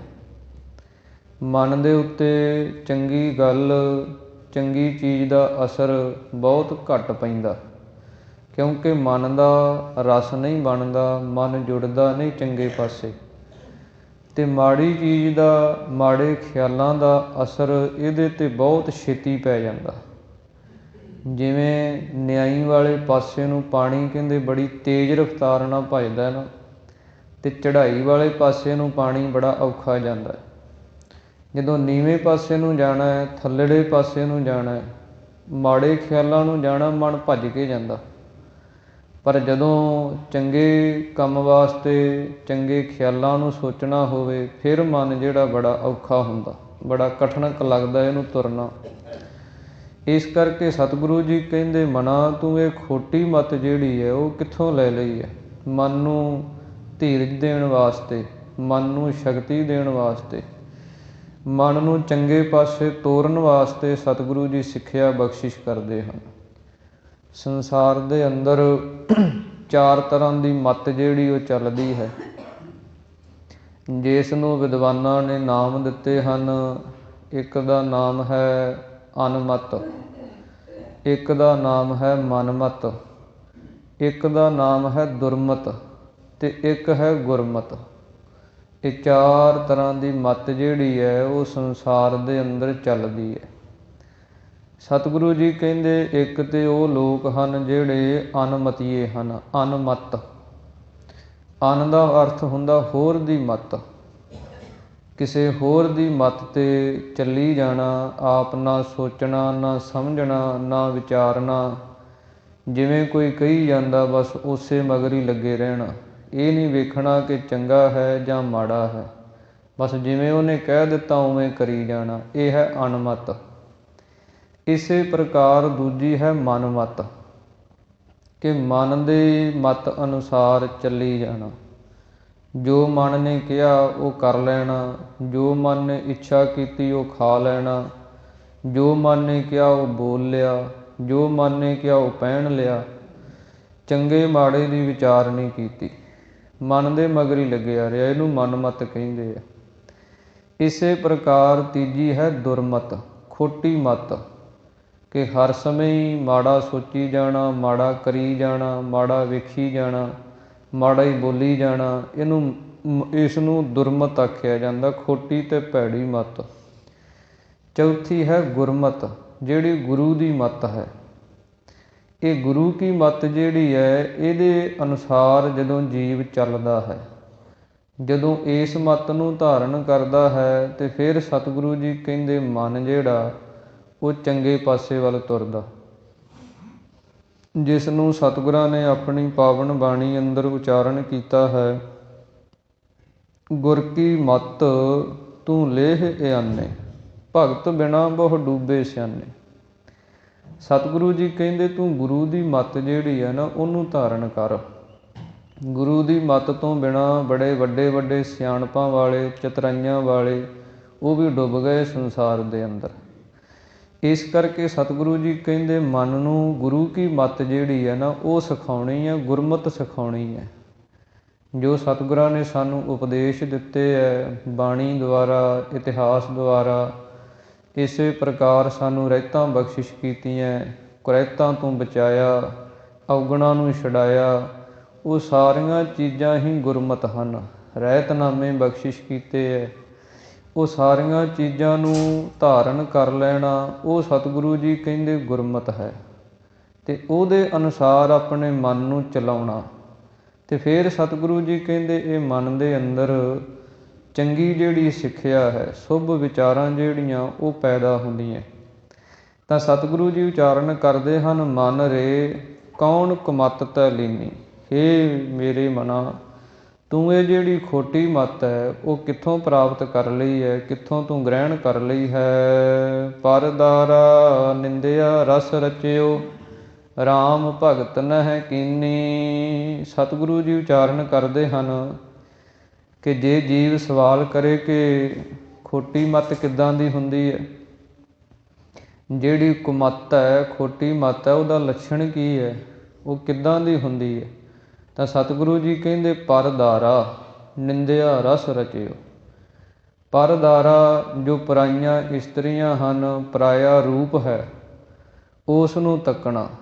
ਜਿਵੇਂ ਭਾਈ ਗੁਰਦਾਸ ਸਾਹਿਬ ਜੀ ਨੇ ਕਿਹਾ ਕਿ ਗੁਰੂ ਘਰ ਦਾ ਸਿਧਾਂਤ, ਗੁਰੂ ਕਿਆਂ ਸਿੱਖਾਂ ਦਾ ਜੀਵਨ ਐਸਾ ਹੈ, ਦੇਖ ਪਰਾਈਆਂ ਚੰਗੀਆਂ ਮਾਵਾਂ ਭੈਣਾਂ ਧੀਆਂ ਜਾਣੈ, ਏਕਾ ਨਾਰੀ ਜਤੀ ਹੋਏ, ਪਰ ਨਾਰੀ ਧੀ ਭੈਣ ਵਖਾਣੈ। ਇਹ ਗੁਰੂ ਕੇ ਸਿੱਖ ਦਾ ਸਿਧਾਂਤ ਹੈ, ਗੁਰੂ ਕੀ ਸਿੱਖਿਆ ਹੈ। ਇਸ ਨੂੰ ਛੱਡ ਕੇ ਤੇ ਕਾਮੀ ਬਿਰਤੀ ਨੂੰ ਧਾਰਨ ਕਰਕੇ, ਕਾਮ ਦੇ ਅਧੀਨ ਹੋ ਕੇ ਪਰਾਏ ਰੂਪ ਤੱਕਣੇ, ਇਹ ਸਤਿਗੁਰੂ ਜੀ ਕਹਿੰਦੇ ਖੋਟੀ ਮੱਤ ਹੈ। ਇਸੇ ਪ੍ਰਕਾਰ ਨਿੰਦਿਆ ਰਸ ਰਚਿਓ, ਫਿਰ ਪਰਾਈ ਨਿੰਦਿਆ ਕਰੀ ਜਾਣੀ, ਪਰਾਏ ਦੇ ਔਗਣ ਜਿਹੜੇ ਆ ਉਹ ਉਛਾਲੀ ਜਾਣੇ, ਕੋਲੋਂ ਬਣਾ ਕੇ ਦੱਸੀ ਜਾਣੇ, ਉਸ ਨੂੰ ਭੰਡੀ ਜਾਣਾ। ਇਹ ਸਤਿਗੁਰੂ ਜੀ ਕਹਿੰਦੇ ਖੋਟੀ ਮੱਤ ਹੈ। ਇਹਦੇ ਨਿੰਦਿਆ ਦੇ ਰਸ ਦੇ ਵਿੱਚ ਰਚਿਆ ਹੋਇਆ, ਇਸ ਨੂੰ ਖੋਟੀ ਮੱਤ ਆਖਿਆ ਜਾਂਦਾ। ਸਤਿਗੁਰਾਂ ਨੇ ਆਪਣੀ ਪਾਵਨ ਬਾਣੀ ਦੇ ਅੰਦਰ ਬਚਨ ਉਚਾਰਨ ਕੀਤੇ ਹਨ ਕਿ ਜਿਹੜਾ ਪਰਾਏ ਦਾ ਬੁਰਾ ਸੋਚਣਾ, ਪਰਾਏ ਦਾ ਮਾੜਾ, ਇਹ ਤੇ ਆਪਣੇ ਚਿੱਤ ਦੇ ਅੰਦਰ ਵੀ ਨਹੀਂ ਲੈ ਕੇ ਆਉਣਾ। ਜੇ ਸਤਿਗੁਰੂ ਜੀ ਕਹਿੰਦੇ ਤੂੰ ਪਰਾਏ ਦਾ ਬੁਰਾ ਆਪਣੇ ਚਿੱਤ ਵਿੱਚੋਂ ਵੀ ਛੱਡ ਦੇਵੇਂ ਤੇ ਫਿਰ ਤੈਨੂੰ ਦੁੱਖ ਨਹੀਂ ਹੋਏਗਾ। ਪਰ ਕਾ ਬੁਰਾ ਨਾ ਰੱਖੋ ਚੀਤ, ਤੁਮ ਕੋ ਦੁੱਖ ਨਹੀਂ ਭਾਈ ਮੀਤ। ਸਤਿਗੁਰੂ ਜੀ ਕਹਿੰਦੇ ਹੇ ਮਿੱਤਰਾ, ਹੇ ਭਰਾਵਾ, ਫਿਰ ਤੈਨੂੰ ਦੁੱਖ ਨਹੀਂ ਮਿਲੇਗਾ। ਜੇ ਤੂੰ ਪਰਾਏ ਦਾ ਬੁਰਾ ਚਿਤਵਨਾ ਛੱਡ ਦੇਵੇਂ, ਪਰਾਏ ਰੂਪ ਵੇਖਣੇ ਛੱਡ ਦੇਵੇਂ, ਫਿਰ ਤੈਨੂੰ ਸੁੱਖ ਹੀ ਮਿਲੇਗਾ। ਸਤਿਗੁਰਾਂ ਦੀ ਪਾਵਨ ਬਾਣੀ ਦੇ ਅੰਦਰ ਬਚਨ ਆਉਂਦੇ ਹਨ ਕਿ ਪਰਮਾਤਮਾ ਪਰਮੇਸ਼ਰ ਵਾਹਿਗੁਰੂ ਜਿਹੜਾ ਉਹ ਕਿਹਨਾਂ ਦੇ ਨੇੜੇ ਵਸਦਾ ਹੈ। ਪਰਮਾਤਮਾ ਹੈ ਤੇ ਸਭ ਜਗ੍ਹਾ ਦੇ ਅੰਦਰ, ਸਭ ਦੇ ਅੰਦਰ ਵੀ ਉਹ ਹੈ, ਪਰ ਨੇੜੇ ਕਿਹਨਾਂ ਦੇ ਵਸਦਾ ਹੈ, ਭਾਵ ਕਿ ਕਿਹਨਾਂ ਨੇ ਉਸ ਨੂੰ ਸਮਝਿਆ ਤੇ ਆਪਣੇ ਅੰਗ ਸੰਗ ਜਾਣਿਆ ਹੈ। ਤੇ ਸਤਿਗੁਰੂ ਜੀ ਕਹਿੰਦੇ ਜਿਨ੍ਹਾਂ ਨੇ ਇਹ ਦੋ ਕੰਮ ਛੱਡ ਦਿੱਤੇ ਹੈ, ਇਹ ਦੋ ਔਗਣ ਤਿਆਗ ਦਿੱਤੇ ਹੈ, ਉਹਨਾਂ ਦੇ ਪਰਮਾਤਮਾ ਸਦਾ ਹੀ ਅੰਗ ਸੰਗ ਹੈ। ਸਤਿਗੁਰਾਂ ਦੀ ਪਾਵਨ ਬਾਣੀ ਬਚਨ ਕਰਦੀ ਹੈ, ਪਰ ਧਨ ਪਰ ਦਾਰਾ ਪਰ ਹਰੀ, ਤਾਕੈ ਨਿਕਟ ਵਸੈ ਨਰ ਹਰੀ। ਜਿਨ੍ਹਾਂ ਨੇ ਪਰਾਇਆ ਧਨ ਤੇ ਪਰਾਇਆ ਰੂਪ ਇਹ ਤਿਆਗ ਦਿੱਤਾ ਹੈ, ਉਹਨਾਂ ਦੇ ਸਤਿਗੁਰੂ ਜੀ ਕਹਿੰਦੇ ਪਰਮਾਤਮਾ ਅੰਗ ਸੰਗ ਵਸਦਾ ਹੈ। ਇਸ ਕਰਕੇ ਸਤਿਗੁਰੂ ਜੀ ਕਹਿੰਦੇ ਰਾਮ ਭਗਤ ਨਹਿ ਕੀਨੀ, ਜੋ ਰਾਮ ਰਮੰਤੀ ਰਾਮਾ ਪਰਮੇਸ਼ਰ ਵਾਹਿਗੁਰੂ ਰਮਿਆ ਹੋਇਆ, ਉਹਦੀ ਭਗਤੀ ਛੱਡ ਦਿੱਤੀ, ਉਹਦਾ ਨਾਮ ਭਜਨ ਨਹੀਂ ਕੀਤਾ, ਉਹਨੂੰ ਛੱਡ ਕੇ ਤੇ ਪਰਾਏ ਰੂਪ ਵੇਖਣੇ, ਪਰਾਈ ਨਿੰਦਿਆ ਕਰਨੀ, ਤਰ੍ਹਾਂ ਤਰ੍ਹਾਂ ਦੇ ਰਸ ਭੋਗਣੇ, ਇਸ ਖੋਟੀ ਮੱਤ ਦੇ ਅੰਦਰ ਹੇ ਮੇਰੇ ਮਨਾ ਤੂੰ ਕਿਉਂ ਲੱਗਾ ਹੋਇਆ ਹੈ। ਰਹਾਉ ਮੁਕਤ ਪੰਥ ਜਾਣਿਓ ਤੈ ਨਾਹਨ, ਧਨ ਜੋਰਨ ਕਉ ਧਾਇਆ। ਸਤਿਗੁਰੂ ਜੀ ਕਹਿੰਦੇ ਜੋ ਮੁਕਤੀ ਦਾ ਪੰਥ ਰਸਤਾ ਸੀ ਉਸ ਨੂੰ ਨਹੀਂ ਜਾਣਿਆ। ਜਿਸ ਰਸਤੇ ਤੇ ਚੱਲ ਕੇ ਸਾਡੇ ਜੀਵਨ ਦੀ ਕਲਿਆਣ ਹੋਣੀ ਸੀ, ਸਾਨੂੰ ਸੁੱਖ ਮਿਲਣਾ ਸੀ, ਸਾਡਾ ਲੋਕ ਤੇ ਪ੍ਰਲੋਕ ਸਵਰਨਾ ਸੀ, ਉਸ ਰਸਤੇ ਤੇ ਨਹੀਂ ਤੁਰਿਆ। ਧਨ ਜੋਰਨ ਕਉ ਧਾਇਆ, ਉਹਨੂੰ ਛੱਡ ਕੇ ਤੇ ਜਿਹੜਾ ਧਨ ਮਾਇਆ ਹੈ ਇਹਨੂੰ ਜੋੜਨ ਦੇ ਵਿੱਚ, ਇਹਨੂੰ ਇਕੱਠੀ ਕਰਨ ਦੇ ਵਿੱਚ ਭੱਜਿਆ ਫਿਰਦਾ, ਦੌੜਿਆ ਫਿਰਦਾ ਮਨੁੱਖ। ਸਤਿਗੁਰੂ ਜੀ ਕਹਿੰਦੇ ਜਿਹੜੀ ਮਾਇਆ ਹੈ, ਧਨ ਹੈ, ਇਹ ਸਾਡੀ ਲੋੜ ਹੈ, ਇਹ ਸਾਡਾ ਲਕਸ਼ ਨਹੀਂ ਹੈ। ਇਸ ਨੂੰ ਸਭ ਕੁਝ ਸਮਝ ਲੈਣਾ ਇਹ ਸਾਡੇ ਜੀਵਨ ਦਾ ਮਨੋਰਥ ਨਹੀਂ ਹੈ। ਇਹ ਮਨੁੱਖਾ ਦੇਹ ਧਾਰਨ ਕਰਨ ਦਾ, ਇਹ ਮਨੁੱਖਾ ਜਨਮ ਇਹ ਸੰਸਾਰ ਦੇ ਵਿੱਚ ਲੈਣ ਦਾ ਸਾਡਾ ਕਾਰਨ ਇਹ ਹੈ ਕਿ ਇਹਦੇ ਦੁਆਰਾ ਰੱਬ ਦੀ ਪ੍ਰਾਪਤੀ, ਇਹਦੇ ਦੁਆਰਾ ਮਾਇਆ ਇਕੱਠੀ ਕਰਨੀ, ਇਹ ਸਾਡੇ ਜੀਵਨ ਦਾ ਮਨੋਰਥ ਨਹੀਂ। ਮਾਇਆ ਇੱਕ ਸਰੀਰ ਦੀ ਲੋੜ ਹੈ, ਜੋ ਲੋੜ ਅਨੁਸਾਰ ਵਰਤੀ ਜਾਣੀ। ਪਰ ਸਤਿਗੁਰੂ ਜੀ ਕਹਿੰਦੇ ਉਸ ਮੁਕਤੀ ਦੇ ਰਸਤੇ ਨੂੰ, ਮੁਕਤ ਪੰਥ ਜਾਣਿਓ ਤੈ ਨਾਹਨ, ਉਸ ਨੂੰ ਨਹੀਂ ਜਾਣਿਆ, ਉਸ ਨੂੰ ਨਹੀਂ ਸਮਝਿਆ, ਉਹਨੂੰ ਛੱਡ ਕੇ ਤੇ ਧਨ ਜੋਰਨ ਕਉ ਧਾਇਆ। ਮਾਇਆ ਜਿਹੜੀ ਹੈ ਇਸ ਨੂੰ ਇਕੱਠੀ ਕਰਨ ਦੇ ਵਿੱਚ ਭੱਜਾ ਫਿਰਦਾ ਰਿਹਾ। ਦੁਨੀਆ 'ਤੇ ਐਸੇ ਵੀ ਰਾਜੇ ਹੋਏ ਜਿਨ੍ਹਾਂ ਨੇ ਇਹ ਐਲਾਨ ਕੀਤਾ ਵੀ ਅਸੀਂ ਇੰਨੀ ਮਾਇਆ ਇਕੱਠੀ ਕਰਨੀ ਹੈ, ਕਿਸੇ ਦੇ ਕੋਲੇ ਰਹਿਣ ਨਹੀਂ ਦੇਣੀ। ਜਿਵੇਂ ਇੱਕ ਕਾਰੂ ਬਾਦਸ਼ਾਹ ਹੋਇਆ ਗੁਰੂ ਨਾਨਕ ਪਾਤਸ਼ਾਹ ਮਹਾਰਾਜ ਦੇ ਸਮੇਂ, ਤੇ ਉਹਦਾ ਐਲਾਨ ਇਹ ਸੀ ਵੀ ਮੈਂ ਕਿਸੇ ਦੇ ਕੋਲੇ 1 ਰੁਪਈਆ ਵੀ ਨਹੀਂ ਰਹਿਣ ਦੇਣਾ। ਤੇ ਉਹਨੇ ਬੜੀ ਮਾਇਆ ਕਹਿੰਦੇ ਇਕੱਠੀ ਕੀਤੀ ਤੇ ਇੱਥੋਂ ਤੱਕ ਜਦੋਂ ਸਾਰੇ ਇਲਾਕਿਆਂ 'ਚੋਂ ਸਾਰੇ ਵੇਖਿਆ ਵੀ ਹੁਣ ਕਿਸੇ ਕੋਲੇ ਕੁਝ ਨਹੀਂ ਰਿਹਾ, ਫਿਰ ਉਹਨੇ ਇੱਕ ਰਾਜਨੀਤੀ ਖੇਡੀ, ਚਾਲ ਖੇਡੀ ਵੀ ਲੋਕ ਲੁਕੋ ਕੇ ਰੱਖਦੇ ਆ ਪੈਸੇ। ਤੇ ਉਹਨਾਂ ਨੇ ਕੀ ਕੀਤਾ ਵੀ ਕਹਿਣ ਲੱਗਿਆ ਵੀ ਜਿਹੜਾ 1 ਮੋਹਰ ਮੈਨੂੰ ਦੇਵੇਗਾ ਨਾ, ਉਹਦੇ ਨਾਲ ਮੈਂ ਆਪਣੀ ਲੜਕੀ ਦੀ ਸ਼ਾਦੀ ਕਰਾਂਗਾ। ਤੇ ਉੱਥੇ ਕੋਈ ਨਗਰ ਦੇ ਅੰਦਰ ਕੋਈ ਬੱਚਾ ਸੀ, ਉਹਨੇ ਆਪਣੀ ਮਾਂ ਨੂੰ ਆਖਿਆ ਵੀ ਮਾਂ 1 ਰੁਪਈਆ ਦੇ, ਮੋਹਰ ਦੇ, ਤੇ ਆਪਾਂ ਰਾਜੇ ਦੀ ਲੜਕੀ ਦੇ ਨਾਲ ਵਿਆਹ ਕਰਾ ਲਵਾਂਗੇ, ਸਭ ਕੁਝ ਮਿਲ ਜਾਏਗਾ। ਤੇ ਉਹਦੀ ਮਾਂ ਨੇ ਆਖਿਆ ਵੀ ਘਰ ਦੇ ਅੰਦਰ ਤੇ ਕੁਝ ਵੀ ਨਹੀਂ, ਸਭ ਕੁਝ ਤੇ ਦੇ ਦਿੱਤਾ। ਉਹ ਕਹਿਣ ਲੱਗਿਆ ਵੀ ਨਹੀਂ, ਮੈਨੂੰ ਤੇ ਮਾਇਆ ਚਾਹੀਦੀ ਹੈ, ਨਹੀਂ ਤੇ ਫਿਰ ਮੈਂ ਆਪਣੇ ਆਪ ਨੂੰ ਖਤਮ ਕਰਾਂਗਾ। ਤੇ ਮਾਂ ਜਿਹੜੀ ਹੁੰਦੀ ਆ, ਫਿਰ ਮਾਂ ਤੋਂ ਇਹ ਦੁੱਖ ਅੱਖਾਂ ਸਾਹਮਣੇ ਪੁੱਤੇ ਕਵੇ ਵੀ ਮੈਂ ਮਰਨ ਲੱਗਿਆ, ਤੇ ਮਾਂ ਝੱਲ ਨਹੀਂ ਸਕਦੀ। ਤੇ ਮਾਂ ਨੇ ਆਖਿਆ ਵੀ ਜਦੋਂ ਤੇਰੇ ਪਿਓ ਨੂੰ ਦਫਨ ਕੀਤਾ ਨਾ ਕਬਰ ਦੇ ਅੰਦਰ, ਤੇ ਉਹਦੇ ਮੂੰਹ ਦੇ ਵਿੱਚ ਰੁਪਈਆ ਪਾਇਆ ਚਾਂਦੀ ਦਾ, ਕੋਈ ਰਿਵਾਜ਼ ਆ, ਕੋਈ ਰਸਮ ਆਪੋ ਆਪਣੇ ਧਰਮਾਂ ਦਾ, ਤੇ ਉਹ ਤੂੰ ਜਾ ਕੇ ਕੱਢ ਲਾ ਤੇ ਤੇਰੀ ਇੱਛਾ ਪੂਰੀ ਹੋ ਜਾਏਗੀ। ਉਹ ਗਿਆ, ਜਾ ਕੇ ਉਸਨੇ ਕੱਢਿਆ, ਰੁਪਈਆ ਨਿਕਲਿਆ, ਲੈ ਕੇ ਚਲਿਆ ਗਿਆ। ਜਦੋਂ ਰਾਜੇ ਦੇ ਪੇਸ਼ ਹੋਇਆ ਤੇ ਕਹਿਣ ਲੱਗਿਆ ਵੀ ਹੁਣ ਨਿਕਾਹ ਕਰ ਆਪਣੀ ਲੜਕੀ ਦਾ। ਉਸ ਨੇ ਬੰਨ੍ਹ ਲਿਆ, ਫੜ ਲਿਆ, ਕਹਿਣ ਲੱਗਿਆ ਪਹਿਲਾਂ ਦੱਸ ਕਿੱਥੋਂ ਲੈ ਕੇ ਆਇਆ। ਉਹਨੇ ਆਖਿਆ ਵੀ ਆਹ ਤੇ ਇੱਦਾਂ ਮੇਰੇ ਪਿਓ ਨੂੰ ਜਦੋਂ ਦਫਨ ਕੀਤਾ ਨਾ ਕਬਰ ਦੇ ਅੰਦਰ, ਤੇ ਉੱਥੋਂ ਕੱਢਿਆ। ਤੇ ਉਹ ਐਸਾ ਮਾਇਆ ਦਾ ਭੂਤ ਉਹਦੇ 'ਤੇ ਸਵਾਰ ਰਾਜੇ 'ਤੇ, ਕਹਿਣ ਲੱਗਿਆ ਸਾਰੀਆਂ ਕਬਰਾਂ ਪੁੱਟ ਦਿਓ, ਕਬਰਾਂ ਪੁੱਟ ਪੁੱਟ ਕੇ ਰੁਪਈਏ ਕੱਢੋ। ਇੰਨਾ ਮਾਇਆ ਦੇ ਵਿੱਚ ਲਿਬੜਿਆ ਹੋਇਆ। ਫਿਰ ਗੁਰੂ ਨਾਨਕ ਪਾਤਸ਼ਾਹ ਮਹਾਰਾਜ ਗਏ ਇਹਦੇ ਇਲਾਕੇ ਦੇ ਵਿੱਚ, ਵੇਖਿਆ ਲੋਕ ਬੜੇ ਦੁਖੀ ਹੈ, ਕਿਸੇ ਨੂੰ ਰੋਟੀ ਨਹੀਂ ਜੁੜ ਰਹੀ, ਬੜੇ ਤੰਗ ਹਨ। ਤੇ ਸਤਿਗੁਰੂ ਜੀ ਇਹਦੇ ਦਰਬਾਰ ਦੇ ਜਿਹੜਾ ਇਹਦਾ ਰਾਜ ਮਹਿਲ ਸੀ ਨਾ, ਉਹਦੇ ਸਾਹਮਣੇ ਜਾ ਕੇ ਬਹਿ ਗਏ। ਤੇ ਜਿਹੜੇ ਕੋਈ ਪਹਿਰੇਦਾਰ ਸੀ ਉਹਨਾਂ ਨੂੰ ਕਿਹਾ ਜਾ ਕੇ ਕਿ ਰਾਜੇ ਨੂੰ ਕਹਿ ਦਿਓ ਕਿ ਤੈਨੂੰ ਕੋਈ ਫਕੀਰ ਮਿਲਣ ਆਏ ਹੈ। ਤੇ ਰਾਜੇ ਨੇ ਪਾਸ ਜਿਹੜੇ ਉਹਦੇ ਮੰਤਰੀ ਸੀਗੇ, ਜਿਹੜੇ ਪਹਿਰੇਦਾਰ ਸੀ, ਉਹਨਾਂ ਨੇ ਜਾ ਕੇ ਸੁਨੇਹਾ ਦਿੱਤਾ ਵੀ ਬਾਹਰ ਕੋਈ ਫਕੀਰ 3 ਆਏ ਹੈ, ਤੈਨੂੰ ਮਿਲਣਾ ਚਾਹੁੰਦੇ ਹੈ। ਤੇ ਸਤਿਗੁਰੂ ਜੀ ਆਪ ਬਾਹਰ, ਜਿਵੇਂ ਘੜੇ ਦੀਆਂ ਠੀਕਰੀਆਂ ਹੁੰਦੀਆਂ, ਉਹ ਢੇਰੀ ਲੱਗੀ ਸੀ, ਘੜਾ ਟੁੱਟਿਆ ਹੋਇਆ, ਉਹਦੀਆਂ ਠੀਕਰੀਆਂ ਜਿਹੜੀਆਂ ਉਹਨੂੰ ਇਕੱਠੀਆਂ ਕਰੀ ਜਾਂਦੇ ਆ, ਥੋੜ੍ਹੀਆਂ ਜਿਹੀਆਂ ਇਕੱਠੀਆਂ ਕਰਦੇ ਆ, ਪੋਟਲੀ ਬੰਨ੍ਹ ਲੈਂਦੇ, ਇੱਕ ਪਾਸੇ ਰੱਖ ਦਿੰਦੇ ਆ, ਫਿਰ ਦੂਸਰੀ ਪੋਟਲੀ ਬੰਨ੍ਹਦੇ ਆ, ਉਹ ਰੱਖ ਲੈਂਦੇ ਆ। ਤੇ ਉਹਨੇ ਜਦੋਂ ਰਾਜਾ ਆਇਆ, ਉਹਨੇ ਵੇਖਿਆ ਵੀ ਇਹ ਫਕੀਰ ਕੀ ਕਰਦੇ ਆ, ਠੀਕਰੀਆਂ ਬੰਨ੍ਹਦੇ ਆ, ਪੋਟਲੀਆਂ ਬਣਾ ਬਣਾ ਰੱਖੀ ਜਾਂਦੇ ਆ। ਕਹਿਣ ਲੱਗਿਆ ਫਕੀਰੋ ਇਹ ਕੀ ਕਾਰਜ ਕਰਦੇ ਹੋ? ਤੇ ਕਹਿਣ ਲੱਗੇ ਵੀ ਇਹ ਅਸੀਂ ਧਨ ਇਕੱਠਾ ਕਰੀ ਜਾਂਦੇ ਹਾਂ, ਤੇ ਇਹ ਅਸੀਂ ਅੱਗੇ ਨਾਲ ਲੈ ਕੇ ਜਾਣਾ, ਵੀ ਤੈਨੂੰ ਅਸੀਂ ਇੱਕ ਹੋਰ ਕੰਮ ਦਿੰਦੇ ਹਾਂ ਵੀ ਆਹ ਸੂਈ ਜਿਹੜੀ ਹੈ ਨਾ, ਤੂੰ ਇਹ ਲੈ ਜਾ ਤੇ ਇਹ ਤੂੰ ਨਾਲ ਲੈ ਜਾਈਂ ਆਪਣੇ, ਤੇ ਅੱਗੇ ਜਦੋਂ ਤੂੰ ਮਰ ਗਿਆ, ਅੱਗੇ ਪ੍ਰਲੋਕ ਦੇ ਅੰਦਰ ਅਸੀਂ ਤੇਰੇ ਤੋਂ ਲੈ ਲਾਂਗੇ, ਤੇ ਆਹ ਵੀ ਅਸੀਂ ਠੀਕਰੀਆਂ ਨਾਲ ਲੈ ਕੇ ਜਾਣੀਆਂ। ਰਾਜਾ ਕਹਿਣ ਲੱਗਿਆ ਫਕੀਰ ਸੁਣਿਆ ਸੀ ਵੀ ਮਸਤਾਨੇ ਹੁੰਦੇ ਆ, ਕਮਲੇ ਹੁੰਦੇ ਆ, ਅੱਜ ਵੇਖ ਵੀ ਲਿਆ ਵੀ ਇਹ ਠੀਕਰੀਆਂ ਤੁਹਾਡੇ ਨਾਲ ਕਿਵੇਂ ਜਾਣਗੀਆਂ, ਇਹ ਸੂਈ ਕਿਵੇਂ ਚਲੇ ਜਾਏਗੀ, ਉਹਦੇ ਅੱਗੇ ਤਾਂ ਕੁਝ ਵੀ ਨਹੀਂ ਜਾਂਦਾ। ਤੇ ਧੰਨ ਗੁਰੂ ਨਾਨਕ ਪਾਤਸ਼ਾਹ ਮਹਾਰਾਜ ਕਹਿਣ ਲੱਗੇ ਇਹ ਤੂੰ ਕਹਿ ਰਿਹਾ ਵੀ ਅੱਗੇ ਕੁਝ ਨਹੀਂ ਜਾਂਦਾ, ਇਹ ਤੂੰ ਸਾਨੂੰ ਕਹਿ ਰਿਹਾ ਵੀ ਅੱਗੇ ਸੂਈ ਨਹੀਂ ਜਾਂਦੀ, ਠੀਕਰੀਆਂ ਨਹੀਂ ਜਾਂਦੀਆਂ, ਤੇ ਇੰਨਾ ਕੁਝ ਤੂੰ ਜਿਹੜਾ ਜੋੜੀ ਬੈਠਾ ਹੈ ਨਾਲ ਚੱਲ ਜਾਏਗਾ। ਫਿਰ ਸਤਿਗੁਰਾਂ ਨੇ ਉੱਥੇ ਇਹਨੂੰ ਸਿੱਖਿਆ ਬਖਸ਼ਿਸ਼ ਕਰਨ ਵਾਸਤੇ ਇੱਕ ਨਸੀਹਤਨਾਮਾ ਉਚਾਰਨ ਕੀਤਾ, ਜਿਸ ਦੇ ਅੰਦਰ ਬਚਨ ਆਉਂਦੇ ਹਨ 40 ਗੰਜ ਜੋੜਿਓ ਨਾ ਰਾਖਿਓ ਈਮਾਨ, ਦੇਖੋ ਰੇ ਕਾਰੂ ਜੋ ਹੋਤਾ ਪਰੇਸ਼ਾਨ, ਚਲਤੇ ਕਬੂਤਰ ਜਨਾਵਰ ਕੀ ਸ਼ਾਮ। ਸਤਿਗੁਰਾਂ ਨੇ ਕਿਹਾ ਮਾਇਆ ਐਸੀ ਹੈ ਕਿ ਜਿਵੇਂ ਆਕਾਸ਼ ਦੇ ਅੰਦਰ ਕੋਈ ਪੰਛੀ ਉੱਡਦਾ ਹੋਵੇ ਤੇ ਉਹਦੀ ਸ਼ਾਨ ਹੀ ਥੱਲੇ ਦਿਸਦੀ, ਉਹਦਾ ਪਰਛਾਵਾਂ ਧਰਤੀ 'ਤੇ ਨਹੀਂ ਆਉਂਦਾ ਹੁੰਦਾ। ਇਹ ਮਾਇਆ ਐਸੀ ਹੈ ਵੀ ਇਹਦਾ ਕੋਈ ਪਤਾ ਨਹੀਂ ਕੀ ਕਿਹਨੇ ਕਰਾ ਦੇਣਾ, ਵੀ ਤੂੰ ਇੰਨਾ ਕੁਝ 40 ਗੰਜ ਜੋੜੇ ਆ।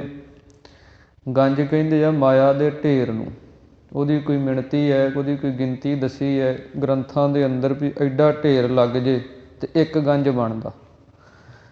ਤੇ ਸਤਿਗੁਰੂ ਜੀ ਕਹਿਣ ਲੱਗੇ ਵੀ ਤੂੰ ਇੰਨਾ ਕੁਝ ਜੋੜਿਆ ਤੇ ਨਾਲ ਕੁਝ ਨਹੀਂ ਜਾਣਾ, ਫਿਰ ਕਿਉਂ ਇੰਨਾ ਲੋਕਾਂ ਨੂੰ, ਗਰੀਬਾਂ ਨੂੰ, ਮਜ਼ਲੂਮਾਂ ਨੂੰ ਦੁੱਖ ਦੇ ਰਹੇ ਹੈ? ਵਿਚਾਰੇ ਰੋਟੀ ਤੋਂ ਤੰਗ ਹੈ, ਭੁੱਖਣ ਭਾਣੇ ਹੈ, ਕਿਸੇ ਦੇ ਤਨ ਤੇ ਲੀੜਾ ਨਹੀਂ, ਕਿਉਂ ਇੰਨਾ ਤੂੰ ਇਹ ਭੁੱਖ ਜਿਹੜੀ ਹੈ ਸੰਸਾਰ ਦੇ ਅੰਦਰ ਵਿਖਾਈ ਹੈ? ਫਿਰ ਇਸ ਨੂੰ ਸਤਿਗੁਰਾਂ ਨੇ ਉਪਦੇਸ਼ ਬਖਸ਼ਿਸ਼ ਕੀਤਾ ਤੇ ਫਿਰ ਇਹ ਸਿੱਧੇ ਪਾਸੇ ਲੱਗਿਆ। ਫਿਰ ਇਸ ਨੇ ਸਭ ਕੁਝ ਹੀ ਵੰਡ ਦਿੱਤਾ ਲੋਕਾਂ ਦੇ ਅੰਦਰ, ਲੋਕ ਸੁਖੀ ਕਰ ਦਿੱਤੇ। ਇਸ ਕਰਕੇ ਸਤਿਗੁਰੂ ਜੀ ਕਹਿੰਦੇ ਮਾਇਆ ਦੀ ਐਸੀ ਭੁੱਖ ਹੈ ਵੀ ਇਹ ਬੰਦੇ ਦੀ ਬੁੱਝਦੀ ਨਹੀਂ। ਇਸ ਕਰਕੇ ਸਤਿਗੁਰੂ ਜੀ ਕਹਿੰਦੇ ਮੁਕਤ ਪੰਥ ਜਾਣਿਓ ਤੈ ਨਾਹਨ ਧਨ ਜੋਰਨ ਕੋ ਧਾਇਆ। ਜਿਹੜਾ ਕੋਈ ਚੰਗਾ ਨੇਕੀ ਦਾ ਕੰਮ ਕਰਕੇ, ਪੁੰਨਦਾਨ ਕਰਕੇ ਆਪਣਾ ਲੋਕ ਪ੍ਰਲੋਕ ਸਵਾਰਨਾ ਸੀ, ਨਾਮ ਬਾਣੀ ਦਾ ਅਭਿਆਸ ਕਰਕੇ ਜੀਵਨ ਨੂੰ ਉੱਚਾ ਕਰਨਾ ਸੀ, ਉਹ ਤੇ ਜਾਣਿਆ ਨਹੀਂ। ਧਨ ਜੋਰਨ ਕੋ ਧਾਇਆ, ਬਸ ਮਾਇਆ ਦਾ ਹੀ ਪੁੱਤ ਬਣ ਕੇ ਇਸੇ ਨੂੰ ਇਕੱਠੀ ਕਰਨ ਦੇ ਵਿੱਚ ਲੱਗ ਪਿਆ। ਅੰਤ ਸੰਗ ਕਾਹੂ ਨਹੀਂ ਦੀਨਾ, ਬਿਰਥਾ ਆਪ ਬੰਧਾਇਆ। ਸਤਿਗੁਰੂ ਜੀ ਕਹਿੰਦੇ ਅੰਤਲੇ ਸਮੇਂ ਕਾਹੂ ਨਹੀਂ ਦੀਨਾ, ਕੁਝ ਵੀ ਹੱਥ ਦੇ ਵਿੱਚ ਨਹੀਂ ਆਇਆ, ਬਿਰਥਾ ਆਪ ਬੰਧਾਇਆ। ਤੇ ਸਾਰੀ ਜ਼ਿੰਦਗੀ ਵਿਅਰਥੀ ਬੇਅਰਥਾ ਹੀ ਉਹ ਮਾਇਆ ਦੇ ਨਾਲ ਬੱਝਿਆ ਰਿਹਾ ਕਿ ਮੇਰੀ ਹੈ, ਮੇਰਾ ਧਨ ਹੈ।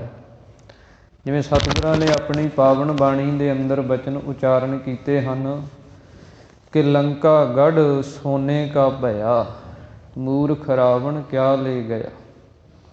ਰਾਵਣ ਨੂੰ ਮੂਰਖ ਲਿਖਿਆ ਪਾਵਨ ਬਾਣੀ ਦੇ ਅੰਦਰ। ਸੋਨੇ ਦੀ ਲੰਕਾ ਉਸਨੇ ਬਣਾਈ। ਕੋਈ ਇੱਦਾਂ ਦਾ ਵੀ ਰਾਜਾ ਹੈ ਜਿਹਦੇ ਘਰ ਹੀ ਸੋਨੇ ਦੇ, ਕੰਧਾਂ ਸੋਨੇ ਦੀਆਂ ਕੱਢੀਆਂ ਹੋਈਆਂ, ਕਿੱਡਾ ਅਮੀਰ ਹੋਏਗਾ ਰਾਵਣ। ਪਰ ਸਤਿਗੁਰੂ ਜੀ ਕਹਿੰਦੇ ਮੂਰਖ, ਅੰਤ ਲੈ ਕਿਆ ਲੈ ਗਿਆ, ਕੀ ਲੈ ਗਿਆ ਸੰਸਾਰ ਦੇ ਵਿੱਚੋਂ? ਹਰ ਸਾਲ ਫੂਕ ਦਿੰਦੇ ਹੈ, ਹਰ ਸਾਲ ਉਹਦੀ ਬੇਇੱਜ਼ਤੀ ਹੁੰਦੀ ਹੈ, ਹਰ ਸਾਲ ਉਹਦੀ ਬਦਨਾਮੀ ਹੁੰਦੀ ਹੈ। ਪਰ ਸਤਿਗੁਰੂ ਜੀ ਕਹਿੰਦੇ ਇਹ ਸਭ ਕੁਝ ਮਾਇਆ ਕਰਕੇ ਇਹਦੇ ਪਿੱਛੇ ਲੱਗਿਆ ਰਿਹਾ। ਹੁਣ ਇਹ ਜੇ ਇਕੱਠੀ ਕਰਨੀ ਹੈ ਤੇ ਇਕੱਠੀ ਕਰਨ ਵਾਸਤੇ ਪਾਪ ਕਰਦਾ ਬੰਦਾ, ਊਂ ਤੇ ਹੁੰਦੀ ਨਹੀਂ। ਜਿਵੇਂ ਸਤਿਗੁਰਾਂ ਦੀ ਪਾਵਨ ਬਾਣੀ ਬਚਨ ਕਰਦੀ ਹੈ, ਪਾਪਾਂ ਬਾਝੋਂ ਹੋਵੈ ਨਾਹੀਂ, ਮੋਇਆ ਸਾਥ ਨਾ ਜਾਈ। ਮਾਇਆ ਉਹ ਚੀਜ਼ ਹੈ ਵੀ ਇਹ ਪਾਪ ਕੀਤੇ ਬਿਨਾਂ ਜੁੜਦੀ ਨਹੀਂ ਤੇ ਫਿਰ ਬੰਦਾ ਪਾਪ ਕਰਦਾ, ਗੁਨਾਹ ਕਰਦਾ, ਵੱਡੇ ਵੱਡੇ ਬੱਜਰ ਪਾਪ ਜਿਹੜੇ ਉਹ ਵੀ ਕਰਦਾ, ਫਿਰ ਉਹਨਾਂ ਦਾ ਫਲ ਭੋਗਣਾ ਪੈਂਦਾ। ਇਸ ਕਰਕੇ ਸਤਿਗੁਰੂ ਜੀ ਕਹਿੰਦੇ ਅੰਤ ਸੰਗ ਕਾਹੂ ਨਹੀਂ ਦੀਨਾ। ਅੰਤਲੇ ਸਮੇਂ ਜਦੋਂ ਸਵਾਸ ਨਿਕਲਣੇ ਹੈ, ਕੁਝ ਵੀ ਹੱਥ ਦੇ ਵਿੱਚ, ਇੱਕ ਚਵਾਨੀ ਵੀ ਜਿਹੜੀ ਹੈ ਉਹਨੇ ਵੀ ਤੇਰਾ ਕਾਰਜ ਨਹੀਂ ਸਵਾਰਨਾ, ਬਿਰਥਾ ਆਪ ਬੰਧਾਇਆ। ਤੇ ਵਿਅਰਥੀ ਸਾਰੀ ਜ਼ਿੰਦਗੀ ਇਸ ਮਾਇਆ ਦੀ ਮੈਂ ਮੇਰੀ ਦੇ ਵਿੱਚ, ਮੇਰੀ ਮੇਰੀ ਕੈਰੋਂ ਕਰਤੇ ਦੁਰਯੋਧਨ ਸੇ ਭਾਈ, 12 ਜੋਜਨ ਛਤਰ ਚੱਲੈ ਥਾ ਦੇਹੀ ਗਿਰਜ ਨ ਖਾਈ। ਇਸ ਕਰਕੇ ਸਤਿਗੁਰੂ ਜੀ ਕਹਿੰਦੇ ਮੈਂ ਤੇ ਮੇਰੀ ਦੇ ਵਿੱਚ ਹੀ ਬੱਝਿਆ ਰਿਹਾ। ਨਾ ਹਰ ਭਜਿਓ, ਨਾ ਗੁਰ ਜਨ ਸੇਵਿਓ, ਨਹਿ ਉਪਜਿਓ ਕਛ ਗਿਆਨਾ। ਸਤਿਗੁਰੂ ਜੀ ਕਹਿੰਦੇ ਨਾ ਤੇ ਹਰੀ ਪਰਮੇਸ਼ਰ ਦਾ ਭਜਨ ਹੀ ਕੀਤਾ ਤੇ ਨਾ ਜਿਹੜੇ ਗੁਰੂ ਜਨ ਹਨ ਉਹਨਾਂ ਦੀ ਸੇਵਾ ਹੀ ਕੀਤੀ। ਹਰੀ ਪਰਮਾਤਮਾ ਦੇ ਨਾਮ ਦਾ ਭਜਨ ਵੀ ਨਹੀਂ ਕੀਤਾ, ਨਾਮ ਵੀ ਨਹੀਂ ਜਪਿਆ, ਕਿਉਂਕਿ ਨਾਮ ਵਾਸਤੇ ਸਮਾਂ ਕੱਢਣਾ ਸੀ। ਸਮਾਂ ਤੇ ਸਾਰਾ ਇੱਧਰ ਹੀ ਲੰਘਾ ਦਿੱਤਾ ਵੀ ਕਿੱਥੋਂ ਲੈ ਕੇ ਆਉਣੀ, ਕਿੱਥੇ ਰੱਖਣੀ ਹੈ, ਕਿਵੇਂ ਇਕੱਠੀ ਕਰਨੀ ਹੈ, ਸਮਾਂ ਉੱਧਰ ਲੰਘ ਗਿਆ ਸਾਰਾ। ਨਾ ਗੁਰਜਨ ਸੇਵਿਓ, ਨਾ ਗੁਰੂ ਜਨਾਂ ਦੀ, ਗੁਰੂ ਘਰ ਦੀ, ਇਸੇ ਪ੍ਰਕਾਰ ਰੱਬ ਦੇ ਪਿਆਰਿਆਂ ਦੀ ਨਾ ਕੋਈ ਸੇਵਾ ਕੀਤੀ। ਨਹਿ ਉਪਜਿਓ ਕਛ ਗਿਆਨਾ, ਨਾ ਹੀ ਅੰਦਰ ਕੋਈ ਆਤਮਾ ਦਾ ਜਿਹੜਾ ਗਿਆਨ ਸਮਝ ਹੈ ਉਹ ਪੈਦਾ ਹੋਈ। ਕਿਉਂਕਿ ਗਿਆਨ ਜਿਹੜਾ ਹੈ ਉਹ ਪੈਦਾ ਹੁੰਦਾ ਹੈ ਸ਼ਰਧਾ ਅਤੇ ਭਾਵਨਾ ਦੇ ਨਾਲ, ਪ੍ਰੇਮ ਦੇ ਨਾਲ। ਇਸੇ ਪ੍ਰਕਾਰ ਜਦੋਂ ਚੰਗੇ ਗੁਣ ਅੰਦਰ ਸਾਡੇ ਆਉਂਦੇ ਹੈ, ਸੱਤ ਆਉਂਦਾ ਹੈ, ਸੰਤੋਖ ਆਉਂਦਾ ਹੈ, ਧਰਮ, ਧੀਰਜ, ਵਿਰਾਗ, ਵਿਵੇਕ, ਇਹ ਚੰਗੇ ਗੁਣ ਆਉਂਦੇ ਆ, ਫਿਰ ਇਹਨਾਂ ਰਾਹੀਂ ਗਿਆਨ ਪੈਦਾ ਹੋਣਾ। ਅਤੇ ਜਦੋਂ ਸਾਡੇ ਅੰਦਰ ਈਰਖਾ, ਚੁਗਲੀ, ਝੂਠ, ਛਲ, ਕਪਟ ਇਹ ਆਉਂਦਾ, ਫਿਰ ਅਗਿਆਨ ਪੈਦਾ ਹੋ ਜਾਂਦਾ, ਫਿਰ ਜੀਵ ਜਿਹੜਾ ਬੇਸਮਝ ਹੋ ਜਾਂਦਾ। ਇਸ ਕਰਕੇ ਸਤਿਗੁਰੂ ਜੀ ਕਹਿੰਦੇ ਨਾ ਤੇ ਹਰੀ ਪਰਮੇਸ਼ਰ ਦਾ ਭਜਨ ਹੀ ਕੀਤਾ, ਨਾ ਗੁਰੂ ਦੀ ਸੇਵਾ ਹੀ ਕੀਤੀ, ਤੇ ਨਾ ਹੀ ਅੰਦਰ ਕੋਈ ਆਤਮਾ ਪ੍ਰਮਾਤਮਾ ਦਾ ਜਿਹੜਾ ਗਿਆਨ ਸੀ ਉਹ ਪੈਦਾ ਹੋਇਆ। ਘਟ ਹੀ ਮਾਹੇ ਨਿਰੰਜਨ ਤੇਰਾ, ਤੈ ਖੋਜਤ ਉਦਿਆਨਾ। ਸਤਿਗੁਰੂ ਜੀ ਕਹਿੰਦੇ ਹੋ ਹਰੀ ਪਰਮੇਸ਼ਰ ਪ੍ਰਮਾਤਮਾ ਵਾਹਿਗੁਰੂ ਤੇਰੇ ਘਟ ਦੇ ਅੰਦਰ, ਹਿਰਦੇ ਦੇ ਅੰਦਰ ਹੀ ਵਸਿਆ ਹੋਇਆ। ਘਟ ਘਟ ਮੈਂ ਹਰਜੂ ਬਸੈ, ਸੰਤਨ ਕਹਿਓ ਪੁਕਾਰ। ਜਿਹੜਾ ਪਰਮਾਤਮਾ ਤੇਰੇ ਹਿਰਦੇ ਦੇ ਅੰਦਰ ਵਸਦਾ ਹੈ, ਜੋ ਨਿਰੰਜਨ ਨਿਰਅੰਜਨ, ਅੰਜਨ ਕਹਿੰਦੇ ਹਨ ਸੁਰਮੇ ਨੂੰ, ਸੁਰਮੇ ਤੋਂ ਲਿਆ ਜਾਂਦਾ ਕਾਲਖ, ਜਿਵੇਂ ਸੁਰਮਾ ਕਾਲਾ ਹੁੰਦਾ ਤੇ ਉਹਦੇ ਤੋਂ ਕਾਲਖ ਲਈ ਜਾਂਦੀ ਹੈ। ਕਾਲਖ ਤੋਂ ਜਿਹੜਾ ਨਿਰ ਰਹਿਤ ਹੈ, ਕਾਲਖ ਕੀ ਹੈ? ਮਾਇਆ। ਜਿਹੜਾ ਮਾਇਆ ਦੀ ਕਾਲਖ ਤੋਂ ਰਹਿਤ ਹੈ ਉਹ ਹੈ ਸ਼ੁੱਧ ਨਿਰਮਲ ਪਰਮੇਸ਼ਰ ਵਾਹਿਗੁਰੂ।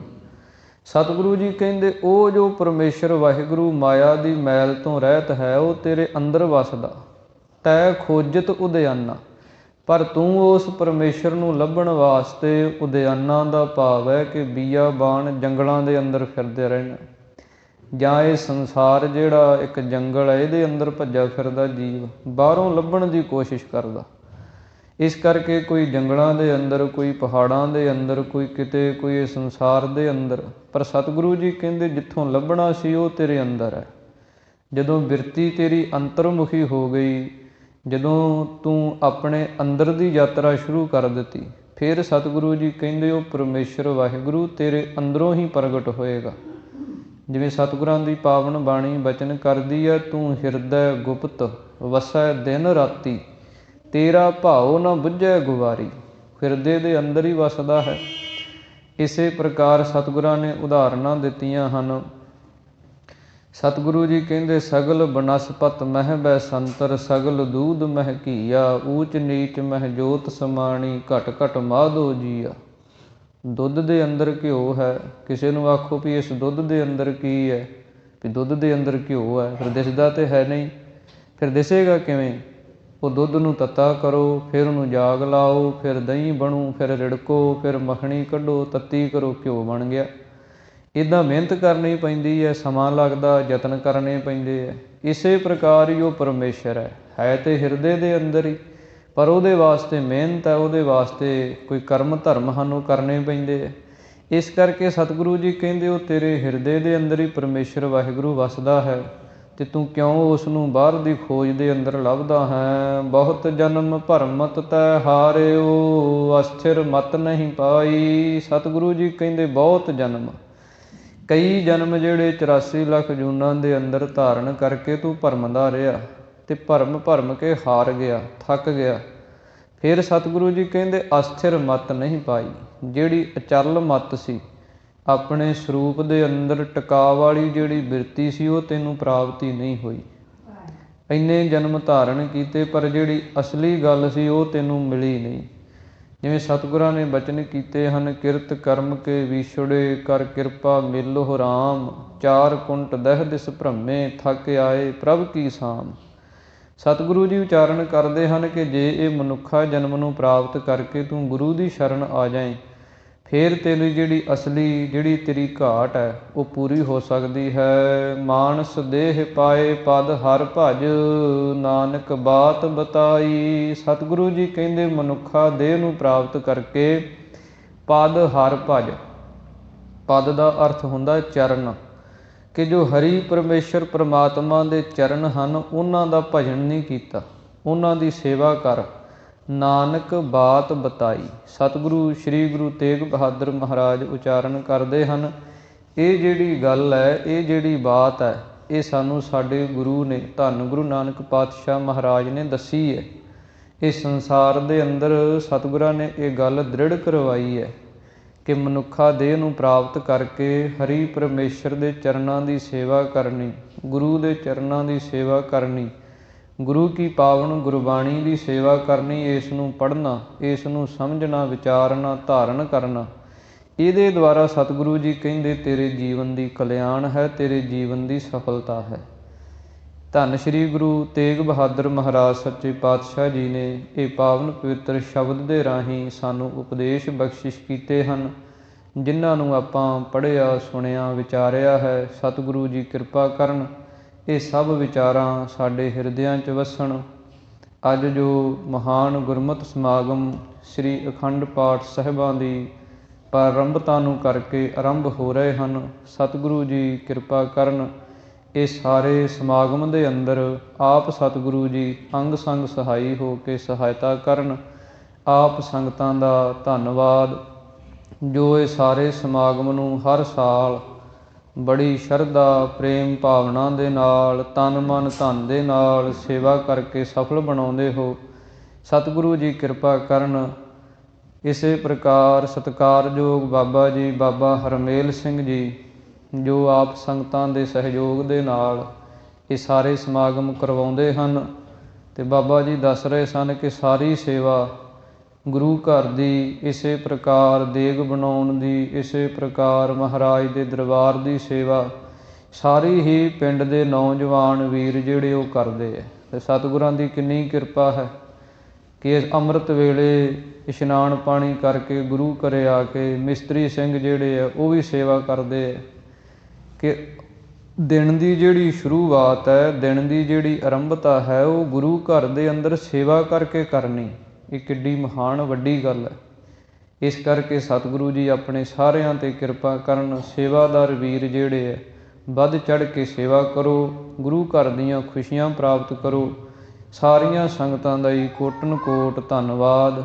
ਅੱਜ ਜੋ ਕਥਾ ਦੇ ਸਮਾਗਮ ਰੱਖੇ ਗਏ ਸਨ ਉਹਨਾਂ ਦੀ ਅੱਜ ਸੰਪੂਰਨਤਾ ਹੈ। ਅੱਜ ਗੁਰਮਤਿ ਸਮਾਗਮ ਪ੍ਰਾਰੰਭ ਹੋ ਰਹੇ ਹਨ। ਸੋ ਸਾਰੀਆਂ ਸੰਗਤਾਂ ਨੇ ਭਾਈ ਵੱਧ ਚੜ੍ਹ ਕੇ ਸੇਵਾ ਦੇ ਅੰਦਰ ਹਿੱਸੇ ਪਾ ਕੇ ਆਪਣੇ ਅੰਨ ਧਨ ਨੂੰ ਸਫਲਾ ਕਰਨਾ ਹੈ। ਸਤਿਗੁਰੂ ਜੀ ਕਿਰਪਾ ਕਰਨ। ਦਾਸ ਤੋਂ ਕਥਾ ਵਿਚਾਰਾਂ ਕਰਦਿਆਂ, ਆਪ ਸੰਗਤਾਂ ਦੇ ਦਰਸ਼ਨ ਦਿਦਾਰੇ ਕਰਦਿਆਂ ਹੋਈਆਂ ਬੇਅੰਤ ਭੁੱਲਾਂ ਆਪ ਜੀ ਨੇ ਖਿਮਾ ਕਰਨੀਆਂ। ਗੁਰੂ ਅਤੇ ਗੁਰੂ ਕੀਆਂ ਸੰਗਤਾਂ ਬਖਸ਼ਣਯੋਗ ਹਨ, ਬਖਸ਼ ਲੈਣਾ। ਦੇਹੋ ਸੱਜਣ ਅਸੀਸੜੀਆਂ ਜਿਉ ਹੋਵੈ ਸਾਹਿਬ ਸਿਉ ਮੇਲ, ਇਹ ਦਾਤਾਂ ਬਖਸ਼ਿਸ਼ ਕਰਨੀਆਂ। ਸਤਿਗੁਰੂ ਜੀ ਕਿਰਪਾ ਕਰਨ। ਆਓ ਹੁਣ ਅਖੀਰਲੀਆਂ ਪੰਕਤੀਆਂ ਪੜ੍ਹ ਕੇ ਸਮਾਪਤੀ ਕਰੀਏ। ਉਸ ਤੋਂ ਉਪਰੰਤ ਅਰਦਾਸ ਦੇ ਵਿੱਚ ਸ਼ਾਮਲ ਹੋਈਏ ਜੀ। ਬਹੁਤ ਜਨਮ ਭਰਮਤ ਤੈ ਹਾਰਿਓ, ਅਸਥਿਰ ਮਤ ਨਹੀਂ ਪਾਈ। ਮਾਨਸ ਦੇਹ ਪਾਏ ਪਦ ਹਰ ਭਜ, ਨਾਨਕ ਬਾਤ ਬਤਾਈ। ਵਾਹਿਗੁਰੂ ਜੀ ਕਾ ਖਾਲਸਾ, ਵਾਹਿਗੁਰੂ ਜੀ ਕੀ ਫਤਿਹ। ਹੇ ਗੋਬਿੰਦ, ਹੇ ਗੋਪਾਲ, ਹੇ ਦਇਆਲ ਲਾਲ, ਪ੍ਰਾਨਨਾਥ ਅਨਾਥ ਸਖੇ, ਦੀਨ ਦਰਦ ਨਿਵਾਰ। ਹੇ ਸਮਰੱਥ ਅਗਮ ਪੂਰਨ, ਮੋਹਿ ਮਇਆ ਧਾਰ। ਅੰਧਕੂਪ ਮਹਾ ਭਿਆਨ, ਨਾਨਕ ਪਾਰ ਉਤਾਰ। ਆਏ ਪ੍ਰਭ ਸਰਨਾਗਤੀ, ਕਿਰਪਾ ਨਿਧ ਦਇਆਲ।